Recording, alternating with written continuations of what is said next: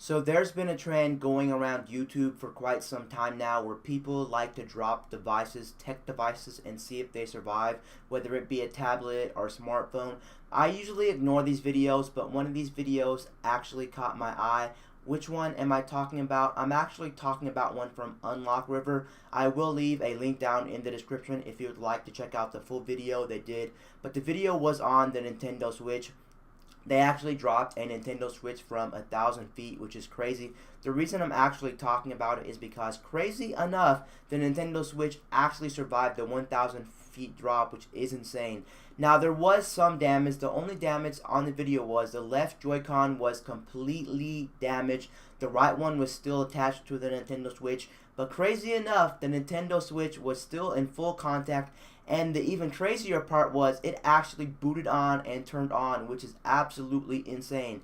You would think no device could survive 1,000 feet, but the Nintendo Switch actually survived.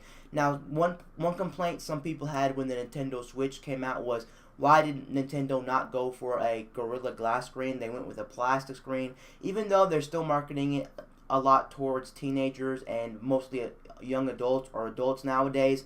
They know that kids are still going to be playing Nintendo Switches. We don't know how many kids still play these devices, but Nintendo knows that kids will still be playing this device. And what do kids like to do? Kids like to roughhouse their equipment.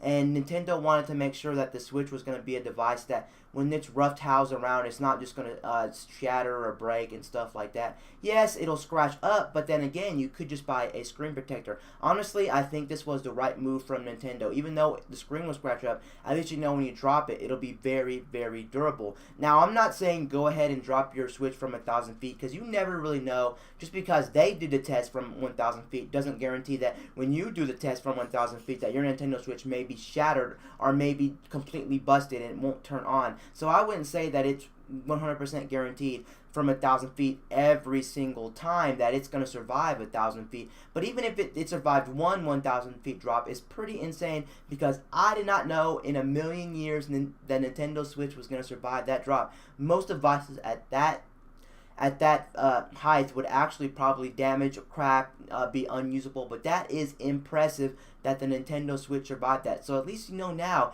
if you're just going to be dropping it from 5, 6, 7, 8 feet, or even 4 or 5 feet, you know that your Nintendo Switch is most likely going to survive. You'll probably see some not damage, but you probably see some scuff marks, some scratching, some dents, but at least you know that you'll still have a device after you're done dropping it that it will survive the paces. So it's a very durable device. At least you know the Nintendo Switch is a monster when it comes to actually surviving things. Crazy enough is this is not the first device that Nintendo's made. A lot of Nintendo devices are actually made very sturdy and they're very tanky. I can actually show you one on camera right now. I can actually show you the original DS. This is not mine. This is my sister's from way back in the day. But here it is. Of course, it's my sister's, so it has some stickers on it. But you can see the hinge is falling off. It's in pretty bad condition. My sister actually dropped this, I think, either on a concrete or a wood floor or something like that.